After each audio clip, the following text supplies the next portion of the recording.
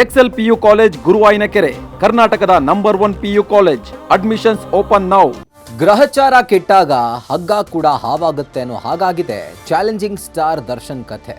ಪರಪ್ಪನ ಅಗ್ರಹಾರದಲ್ಲಿ ಪಂಜರದ ಪಕ್ಷಿಯಾಗಿರೋ ದರ್ಶನ್ಗೆ ಒಂದ್ ಕಡೆ ಬೇಲ್ ಸಿಕ್ತಿಲ್ಲ ಅನ್ನೋ ಟೆನ್ಷನ್ ಆದ್ರೆ ಮತ್ತೊಂದ್ ಕಡೆ ಫ್ಯಾನ್ಸ್ ತಂದಿಟ್ಟಿರೋ ಫಜೀತಿ ಪೀಕಲಾಟ ಸೃಷ್ಟಿ ಮಾಡಿದೆ. ಈ ಮಧ್ಯೆ ಜಾಮೀನಿಗಾಗಿ ಸುಪ್ರೀಂ ಕದ ತಟ್ಟಿದ್ದ ದರ್ಶನ್ಗೆ ಮತ್ತೊಮ್ಮೆ ಮುಖಭಂಗವಾಗಿದೆ.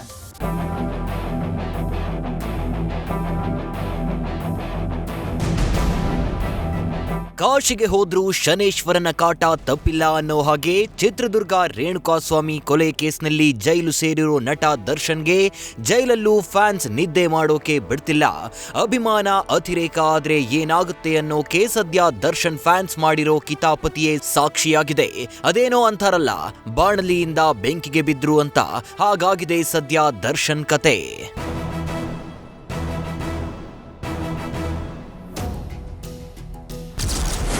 ಬಂಧಿತ ದರ್ಶನ್ ಅಭಿಮಾನಿಗಳಿಗೆ ವಿಚಾರಣೆ ಬಿಸಿ. ಆಪ್ತನಾಗಿದ್ದ ಪುನೀತ್ನಿಂದ ಎದುರಾಗುತ್ತಾ ಆಪತ್ತು.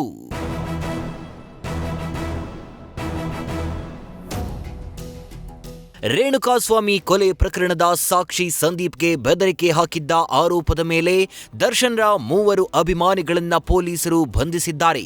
ಸದ್ಯ ಪುನೀತ್, ವೇಣು, ಸುಹಾಸ್ಗೆ ವಿಚಾರಣೆ ಬಿಸಿ ಮುಟ್ಟಿಸಿರೋ ಪೊಲೀಸರು ಮಹತ್ವದ ವಿಚಾರಗಳನ್ನ ಬಯಲಿಗೆಳೆಯೋ ಕೆಲಸ ಮಾಡ್ತಿದ್ದಾರೆ. ಪೊಲೀಸರ ವಿಚಾರಣೆ ವೇಳೆ ಬಂಧಿತ ಪುನೀತ್ನಿಂದ ಮತ್ತಷ್ಟು ವಿಚಾರಗಳು ಬಯಲಾಗಿವೆ.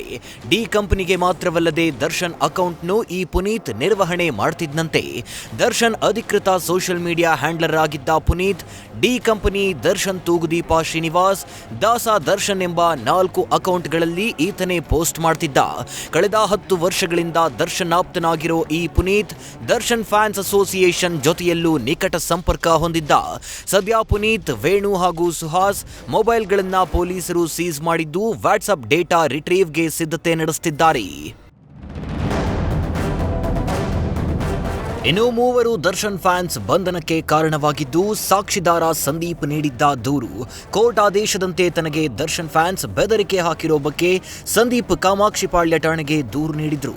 ಆ ದೂರಿನಲ್ಲಿ ಏನಿತ್ತು ಅಂತ ನೋಡೋದಾದ್ರೆ, ಬಾರ್ ಅಂಡ್ ರೆಸ್ಟೋರೆಂಟ್ನಲ್ಲಿ ನಾನು ಕೆಲಸ ಮಾಡ್ತಿದ್ದ ವೇಳೆ ಬೋವಿಪಾಳ್ಯದ ನಿವಾಸಿ ಆಕರ್ಷ್ ಎಂಬಾತ ನನಗೆ ಕರೆ ಮಾಡಿ ನಿನ್ನ ಜೊತೆಯಲ್ಲಿ ಸ್ವಲ್ಪ ಮಾತನಾಡಬೇಕು ಅಂತ ಹೇಳಿದ್ದ. ಆಗ ನಾನು ಕೆಲಸದಲ್ಲಿದ್ದೆ, ಆತನ ಜೊತೆ ಹೋಗಲು ಆಗಿರಲಿಲ್ಲ. ಆಗ ಪದೇ ಪದೇ ನನ್ನ ನಂಬರ್ಗೆ ಆಕರ್ಷ್ ಕರೆ ಮಾಡುತ್ತಲೇ ಇದ್ದ. ರಾತ್ರಿ ವೇಳೆ ನಾನು ಕರೆಯನ್ನ ಸ್ವೀಕರಿಸಿ ಮಾತನಾಡಿದೆ. ಆಗ ಬಾರ್ನ ರಸ್ತೆಯಲ್ಲಿದ್ದ ಪೆಟ್ರೋಲ್ ಬಂಕ್ ಬಳಿ ಬರುವಂತೆ ನನಗೆ ಆಕರ್ಷ್ ತಿಳಿಸಿದ್ದ. ನಾನು ಹೋದಾಗ ಆಕರ್ಷ್ ಅಲ್ಲಿ ಒಂದು ಕಾರಿನ ಮುಂಭಾಗದ ಸೀಟಿನಲ್ಲಿ ಕುಳಿತುಕೊಂಡಿದ್ದ. ಡ್ರೈವರ್ನ ಸೀಟಿನಲ್ಲಿ ಒಬ್ಬ ವ್ಯಕ್ತಿ, ಹಿಂಭಾಗದ ಸೀಟಿನಲ್ಲಿ ಮತ್ತೊಬ್ಬ ಇದ್ದ. ಹಿಂದೆ ಇದ್ದ ವ್ಯಕ್ತಿ, ನೀವು ಕೋರ್ಟ್ಗೆ ಹೋಗಿದ್ರಾ, ಏನಾಯಿತು ಅಂತ ಕೇಳಿದ್ದ. ಏನೂ ಆಗಲಿಲ್ಲ, ನನ್ನ ವಿಚಾರಣೆ ಮಾಡಿಲ್ಲ ಎಂದು ತಿಳಿಸಿದ್ದೆ. ಆಗ ಆ ವ್ಯಕ್ತಿ ನನ್ನ ಬಳಿ ಒಂದು ಹೆಲ್ಪ್ ಆಗಬೇಕಿತ್ತು ಎಂದಿದ್ದ. ನಮ್ಮ ವಕೀಲರು ನಿಮ್ಮೊಂದಿಗೆ ಮಾತನಾಡಬೇಕಂತೆ, ಮಾತನಾಡಿ ಎಂದಿದ್ದ.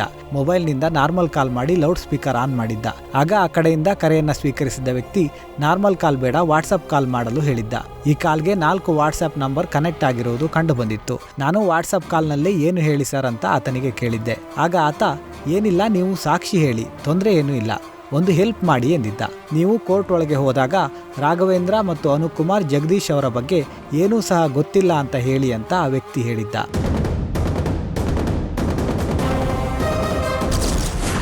ದರ್ಶನ್ಗೆ ಕಂಟಕವಾಗುತ್ತಾ ಸಾಕ್ಷಿಗೆ ಬೆದರಿಕೆ ಹಾಕಿದ್ದ ಕೇಸ್. ಒಂದ್ ಕಡೆ ಫ್ಯಾನ್ಸ್ ಅರೆಸ್ಟ್ ಆಗಿರೋ ಟೆನ್ಷನ್ ಆದ್ರೆ ಮತ್ತೊಂದ್ ಕಡೆ ಬಂಧಿತರು ತಮ್ಮ ಬೆದರಿಕೆ ಹಿಂದೆ ಯಾರ ನಿರ್ದೇಶನವಿತ್ತು ಅಂತ ಬಾಯ್ಬಿಟ್ರೆ ಅದು ಸಹ ದರ್ಶನ್ಗೆ ಕುತ್ತಾಗೋ ಸಾಧ್ಯತೆ ಇದೆ. ಸಾಕ್ಷಿಗೆ ಬೆದರಿಕೆ ಹಾಕಿರುವುದು ಸದ್ಯ ಕೊಲೆ ಕೇಸ್ಗಿಂತ ಪ್ರತ್ಯೇಕ ಅಪರಾಧವಾಗಲಿದೆ. ಆರೋಪಿಗಳ ಜಾಮೀನು ವಿಚಾರದಲ್ಲಿ ಇದು ಪ್ರಮುಖ ಪಾತ್ರ ವಹಿಸಲಿದೆ.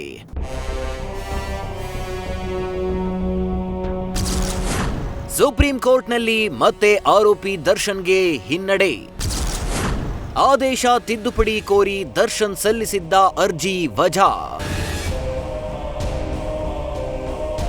ರೇಣುಕಾಸ್ವಾಮಿ ಕೊಲೆ ಪ್ರಕರಣದ ಸಂಬಂಧ 1 ವರ್ಷದವರೆಗೆ ಜಾಮೀನು ಕೋರಿ ಅರ್ಜಿ ಸಲ್ಲಿಸದಂತೆ ಸುಪ್ರೀಂ ಕೋರ್ಟ್ ಈ ಹಿಂದೆ ಆರೋಪಿಗಳಿಗೆ ಸೂಚಿಸಿತ್ತು.